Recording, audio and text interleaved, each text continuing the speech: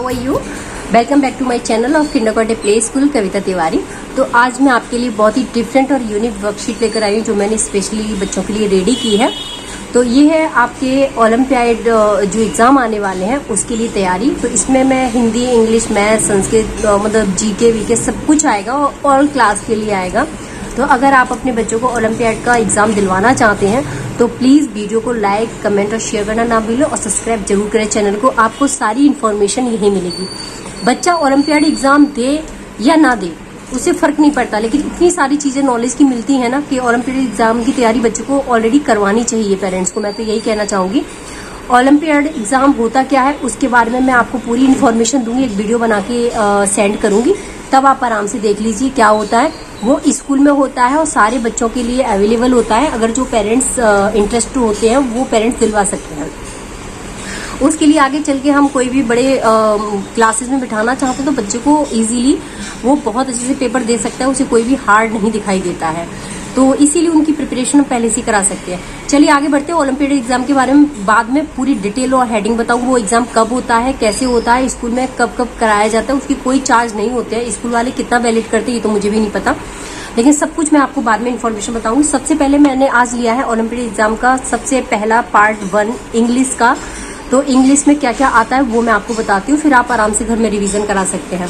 सबसे पहला क्वेश्चन है how many vowel are there in English alphabets. मतलब इसमें मैं क्लास फर्स्ट का बता रही हूँ, आप आराम से देखिए। जिसको भी किसी क्लास की इंक्वायरी है तो वो आपको मेंशन कर सकते हैं, मैं आगे बना दूंगी। इसमें पूछा है कि वोवल साउंड कितने होते हैं, तो सबको पता है 5 वोवल साउंड्स होते हैं, तो इस पर टिक लगवाना है। Identify the noun is the sentences bird are flying. तो इसमें सबसे पहला नाउन क्या है, bird. Identify the noun of the sentences I have of the umbrella. तो अम्ब्रेला हमारा नाउन है। Identity is the noun is the sentences Raghav is going for a walk. ना तो गोइंग हो सकता है, ना फॉर होता है, ना वॉक हो सकता है। सबसे पहला है राघव, ये हमारा नाउन है। Select the correct adjective. A snake, dot and this fat, squeak, quiet and turn. इस पे आएगा scary. Select the correct adjective and this a dash and dog. इसमें आता है रिच, पुअर, रेड और डॉट्स, क्योंकि डॉग के ऊपर जो डॉट्स बने होते हैं वो यहाँ पे मेंशन होगा। Select the correct adjective a dash and rose. इसमें बजी, प्रिटी, सैड और एंग्री, क्योंकि बिजी रहना, सैड दुखी और एंग्री क्रोधित होना, तो इसमें प्रिटी रह जाता है। तो रोज तो बहुत ही सुंदर और प्रिटी और ब्यूटीफुल होता है, तो हम उसको मेंशन करेंगे। उसके बाद आता है हमारा नेक्स्ट। तो नेक्स्ट मैं आपको दिखाती हूँ। नेक्स्ट है select the numbers of vowel this word has elephant. 1, 2, 3 और नो वोवल। तो ये हमारा आता है सेकंड वोवल साउंड, क्योंकि ए हमारा फर्स्ट वोवल साउंड होता है और ई हमारा सेकंड वोवल साउंड होता है, तो हम यहाँ पे सेकंड पे नंबर लगाएंगे। उसके बाद आता है how many letters are there in English alphabets. तो टोटल अल्फाबेट्स कितने होते हैं, 26 होते हैं। वोवल साउंड 5 होते हैं। कंसोनेंट्स हमारे 21 होते हैं। अब है B, Q, S and Z are, मतलब नंबर्स, वोवल या कंसोनेंट्स। मतलब बी, क्यू, एस और जेड ये हमारी कंसोनेंट्स है या वोवल है, तो ये हमारे नॉर्मल बात है, कंसोनेंट्स है, तो हम इसमें फिल करेंगे।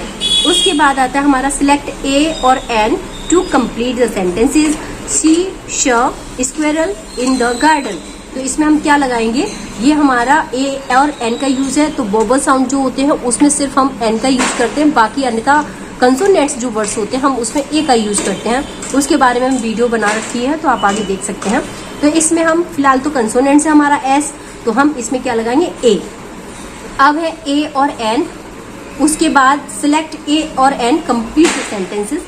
N apple, they keep the doctor away. तो इसमें आप ए लगाएंगे या एन लगाएंगे, तो मैं बताती हूँ आपको। आप यहाँ लगाएंगे ए, क्योंकि डी बना हुआ है तो डी से पहले हमारा ए आएगा।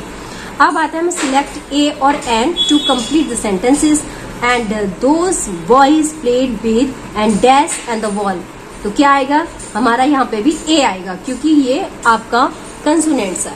उसके बाद आता है हमारा सिलेक्ट ए और an to complete the sentences. तो इसमें हमारा क्या आएगा, ए और एन का यूज होगा। सिलेक्ट ए और an the complete the sentences. I saw dash and apple. तो एप्पल है तो यहाँ पे क्या आएगा, ये हमारा वोवल साउंड से स्टार्ट हुआ है वर्ड, तो हम यहाँ पे एन लगाएंगे, ए और एन।